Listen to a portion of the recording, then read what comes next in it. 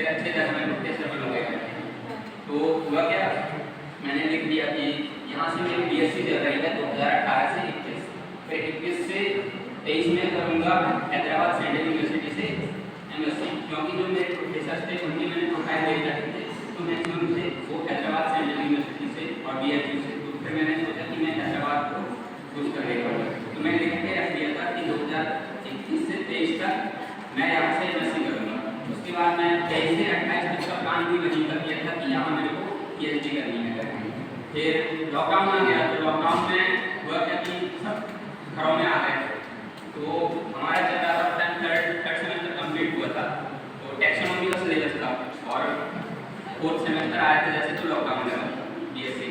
तो टैक्सोनॉमी में पढ़ के गया था 11 से। तो ऐसे में गाँव का हूँ, तो हुआ क्या कि जैसे मैं फोर्थ सेमेस्टर जनवरी से स्टार्ट होता है 23 तक, फरवरी और मार्च में जो लॉकडाउन लगा था, तो मैंने पूरा गाँव का जो एरिया है एक्सप्लोर किया, और साथ में मेरे जो भतीजे हैं, जो भी बच्चे हैं, उनको भी साथ में ले जा रहे थे जंगल, और जो भी प्लांट हैं वो कलेक्ट करके घर में ले आता था, और जो मेरी मम्मी है वो भी मेरे को सपोर्ट करती थी, जो भी फ्लावर दिखाए थे या कुछ यूनिक था तो मैं उनको बोल के रखता था कि वो मुझे बता दें या ला के दे दें, तो मैं वो देखता था और उनको खुद से नोट डाउन करता था। तो ऐसे इंटरेस्ट मेरा बढ़ता गया। फिर लॉकडाउन में हुआ क्या कि हमारा जैसे जैसे कंप्लीट होने वाला था,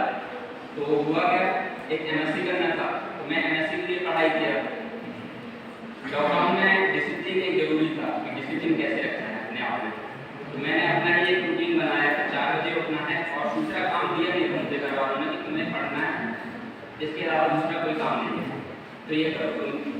मेरा रूटीन था 4 बजे उठना है, 4 से 6 पढ़ना है, उसके बाद रोड खेलने जाना है, और उसके बाद दिन भर का रूटीन शॉर्ट में मैंने प्रिपेयर करके रखा था कि अपना इस तरीके से एमएससी के लिए एडमिशन के लिए एग्जाम्स देने करके। तो उस टाइम यूनिटी होता नहीं था, तो मैंने डिफरेंट कॉलेजेस के फॉर्म भर रखे थे, एक था IJM, एक था सागर डॉक्टर हरी सिंह और सेंट्रल यूनिवर्सिटी, एक था BHU और एक था HCU। तो मैंने 4 एग्जाम दिए, और इसमें मेरे दोस्त एक दो दोस्त भी साथ में थे, वो भी साथ में प्रिपरेशन कर रहे थे। तो मैंने HCU का एग्जाम दिया, तो वहाँ मेरा नाम था 35 में आया, और जो सीट्स होती है वहाँ पर 25 थी, तो वहाँ पर मेरा हो नहीं पाया। तो मैं एक जो नेक्स्ट राउंड के लिए वेट कर रहा था, फिर मैंने BHU का दिया।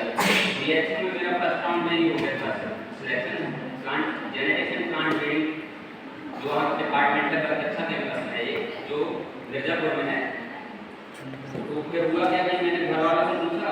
कि मैं जा सकता हूँ लेकर के, मुझे जाना था, और मैं इनके पास इसलिए नहीं मिला क्योंकि मेरा ऑनर्स था और केमिस्ट्री मेरा 2 सेमेस्टर हुआ था, तो जो ऑनर्स करते हैं उनको 4 सेमेस्टर की केमिस्ट्री जरूरत पड़ती है एमएससी के लिए। तो वहाँ पे हुआ क्या कि घर वाले बोले दूर है तो नहीं जा सकते करके, तो एक था, और जो मैं तीसरा डाला था वो था डॉक्टर हरी सिंह और सेंट्रल यूनिवर्सिटी, वहाँ पर मेरा फर्स्ट राउंड में सिलेक्शन हो गया, और IJM में मेरा जो आग से कह लो या नहीं आया, लेकिन ओपन काउंसलिंग का क्या सेकंड थर्ड मुझे मिल जाता, मुझे पता था। फिर मैंने सर लोग से बात किया कि सर मेरा ऐसा है तो मैं क्या करूँ, तो यहाँ पर एक पुराने प्रोफेसर थे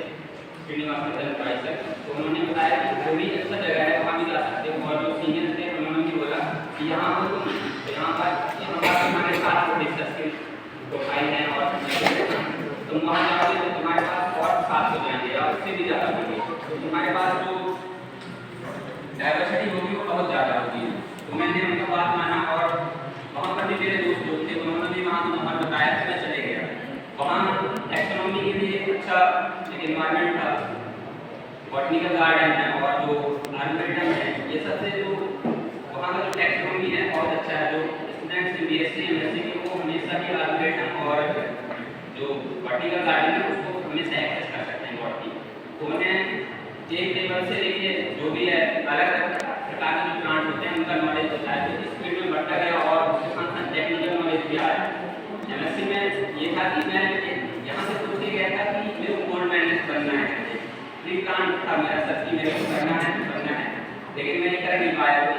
लास्ट में जब नहीं कर पाया, एक रह गया अंदर से कि क्यों नहीं हुआ मेरे से, कुछ कमी रह गई होगी। तो फिर घर आके सोचा मैंने MSc के बाद ये अब क्या कर सकते हैं। फिर सेट का एग्जाम प्रदेश पब्लिक सर्विस कमीशन कंडक्ट कराती है,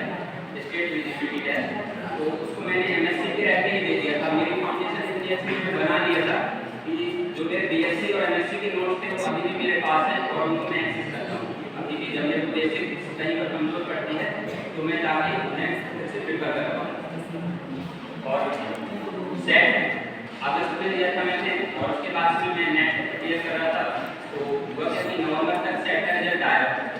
सेट का रिजल्ट आते ही मेरे को आइडिया हो गया था कि सीट्स इतने हैं और मेरा सिलेक्शन ऑलमोस्ट डन है और उसके साथ साथ मेरे को अच्छा करना है और ऐसा मैं बेहतर कर सकता हूँ। जैसे ही एग्जाम आया तो जनवरी में था असिस्टेंट प्रोफेसर का एग्जाम, वो डिले हो गया। फिर मैं दूसरे और चीज़ों में एंगेज हो गया, जैसे डीबीटी है और भी टाइप का एग्जाम होता है, हायर इंस्टीट्यूशन में जाना एक मेरा उसके बाद से भी एक टारगेट था कि यहाँ से मैं और कुछ इंटरेस्ट बन जाता है एमएससी के बाद कि इस फील्ड में पीएचडी कर सकता हूँ, अपने इंटरेस्ट के साथ रहता है वो। तो मैं देखा कि कुछ प्रोफाइल है, एफआरआई है, डब्ल्यूआईआई है, आईआईएससी है, इन सब में जाने के लिए एक गेट होता है। तो गेट का एग्जाम भी मैंने दिया था, तो गेट मेरा फर्स्ट अटेम्प्ट में हो गया था